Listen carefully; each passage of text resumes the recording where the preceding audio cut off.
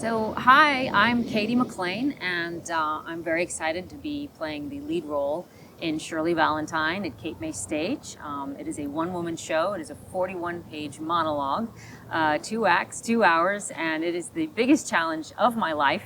I'm very proud to be doing this show here. I'm working with the wonderful director, Roy Steinberg, and who's just been so great to work with, and it's just a wonderful team. The production team is great. And a little bit about me. I've been working since I was a kid. Some people know that. Since I was 9 years old in show business, doing a lot of film and television, a fair bit of stage, and a lot of independent films. Some people know about them, some people don't.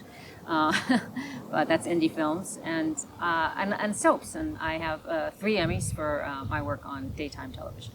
I was a child dancer. I was a tap dancer, and I had found my way into a class that decided to be a part of the Guinness Book of World Records in, I think it was 1978.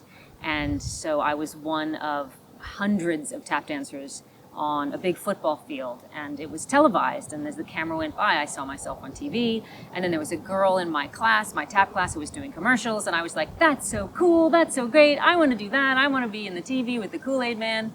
So it was really me that I just wanted to do commercials, and my mom asked the nice lady whose kid was doing commercials, and that's how we got started. So during COVID, a very dear friend of mine named Jackie Corbelli came to me and said she was founding something called the U.S. Coalition on Sustainability and an organization called Sustain Chain. And what it is it's a fantastic kind of coalition of individuals, businesses, organizations, institutions, and funders who share information basically in order to help stop what they call siloing, where like one person is creating a solution here and one person is creating the same solution here. Instead, they sort of information share. So when people information share, it sort of speeds up progress. And it's a free app. It's something that anyone can go and research and find out about. And I think they're doing really great things. So I just helped her in the development stages with organization and things like that. So in 2011, my husband John Lindstrom did a play here, Time Stands Still, and it was so wonderful and so fabulous, and it was an opportunity for me to see the town and how beautiful it was. And we've had a long ongoing conversation with Roy about coming back and trying to find the right project and do something together, and timing and one thing or another. So when this came up, it was just the perfect timing, and I was like, sorry, John, too bad, it's my turn. And but he totally was super supportive and just great about it. So yeah, he's it's just a joy. I mean, this is such a one of the most special and unique theaters on the East Coast. I think it's a jewel, and I think any actor would be lucky to work here. I am an artistic director, and in part because of Roy, he helped me very much in the taking of the job and my deciding of it, and sort of explaining to me what it entailed. And boy, now that I've taken the job, I have so much respect for what he does, because it's a very hard job. It's much more all-encompassing than you think it's going to be, and everyone looks to you for the answers, and everybody looks to you for the driving of the whole theater, not just the productions, but the whole organization. But I learned something, and I love learning new things, and I love learning all the different sides of any kind of project. It helps me have more respect and empathy for all those different sides, and so I'm not just an actor. I have a lot of caring and awareness for the whole project. When I was a kid, I grew up watching theater on television. Nicholas Nickleby, I Claudius, the great English actors like Derek Jacobi, Helen Mirren, Roger Rees, and then I grew up in California, so we went to the Amundsen, the Music Center is what it's called. It's the big theater complex in Los Angeles, and it was so incredible. Frank Langella playing Dracula. I mean, it was the most magical experience of my childhood, and it's really what I wanted to do. I wanted to go to RISD. I wanted to go to Juilliard, and the way my life worked out, I ended up needing to work for a living and help take care of my family, and so I didn't really get to pursue that dream as much as I really wanted to. So this is a wonderful opportunity for me to sort of recapture all that those dreams, just like Shirley Valentine talks about, like everything that you've ever really wanted to do that didn't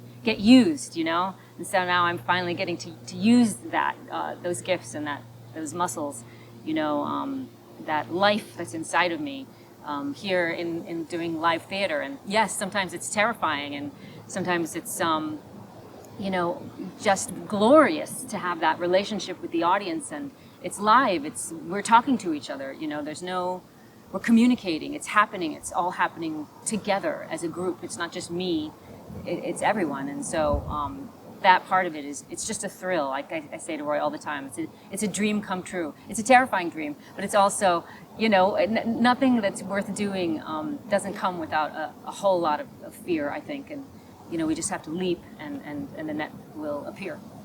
I mean, if there's anything else I can say about Shirley Valentine, I find it's very meaningful, not just for women who are looking to sort of, you know, recapture their identity of their original selves as a young woman, you know, like who they really wanted to go out and be in life, but also it's about relationships and sort of rekindling the fire, and, you know, remembering that we don't, you know, just because we're older, that doesn't mean that our lives are over, or that the excitement of the joy of life is over. You know, we're always beginning again, and I think everyone walks out feeling like hopeful, you know, and kind of excited about life again, and I love that. I mean, it's kind of who I am as a person.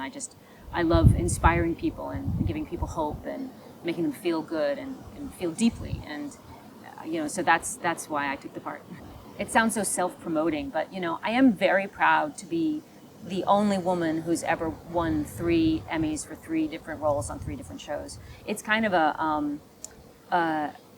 there's only one man who's done it, and that's a fellow named Justin Dees. And, you know, when you make history, it's not just for you, it's for all the other people to come. It's a cracking of the glass ceiling. And so that's important, you know, for me to sort of acknowledge that it's not really just for me. I mean, it's so much more for the women to come, to sort of set that challenge and to say, you're not stuck in that. You're never stuck, you know. Go jump into another show, play another character, you know, try something new, try something else, because you never know what might come of that, and the joy that it will give you, and that it's possible. It's possible. And I think that's really important to me, because I think, you know, especially with women, and I think with guys too, and all gender identifications, you know, we can get afraid and stuck, and so I guess that's just the same as Shirley, you know. I just want everyone to take those leaps, and I'm very proud that those leaps were recognized. I feel very lucky about that. If you are an actor, I'll speak directly to the camera. Do yourself a favor and come and do a show at Cape May Stage. You will not be sorry. It is a magnificent stage and a magnificent production and a magnificent artistic director with Roy Steinberg, and he's just a lovely, lovely man. And I mean, you just could not have a better experience, and it's a beautiful place. So I hope you come to Cape May Stage.